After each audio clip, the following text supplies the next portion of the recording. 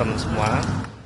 Saya bersama teman-teman, ada Rangkuti, Antonius Danar, ada Wakil Kamal, dan Praras Tejo, Lukbowo, dan lain-lain.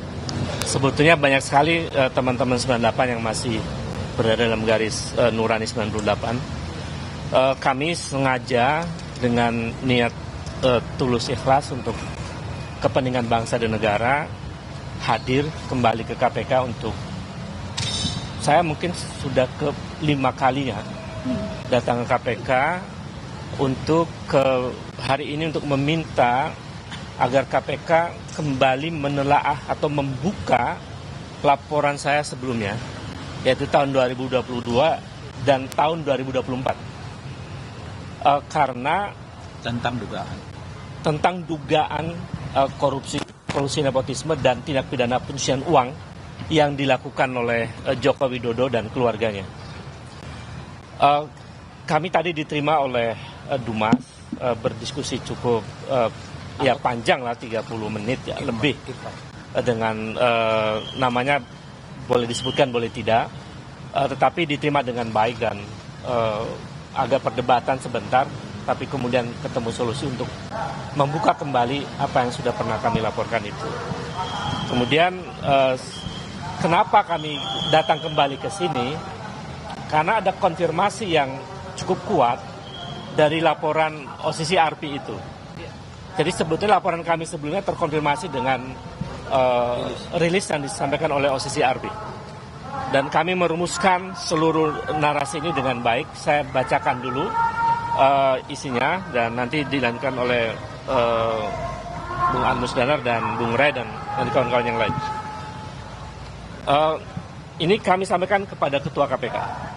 Perihalnya segera usut tuntas dugaan korupsi Saudara Joko Widodo dan keluarganya. Sebagaimana termaktub dalam Undang Dasar 45, bahwa setiap warga negara memiliki kedudukan yang sama dalam hukum dan pemerintahan, sesuai dengan pasal 27 ayat 1 Undang Dasar 45.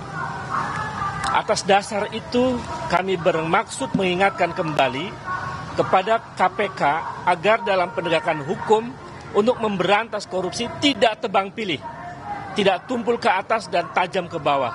Siapapun sama di muka hukum, termasuk mantan Presiden Joko Widodo dan keluarganya.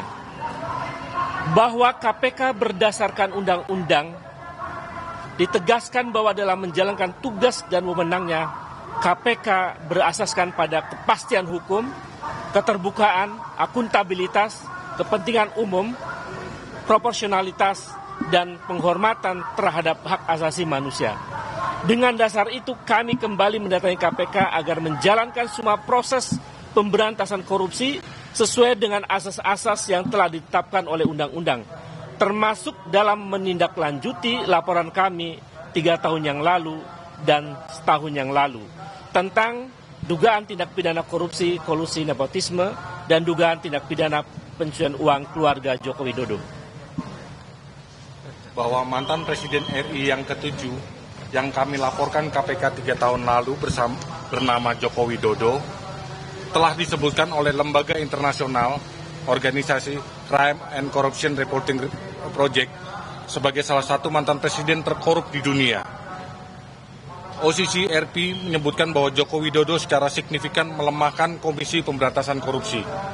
Selain itu, OCCRP juga menyebutkan bahwa Jokowi telah merusak lembaga pemilihan umum dan peradilan Indonesia yang menguntungkan ambisi politik putranya bernama Gibran Rakabuming Raka.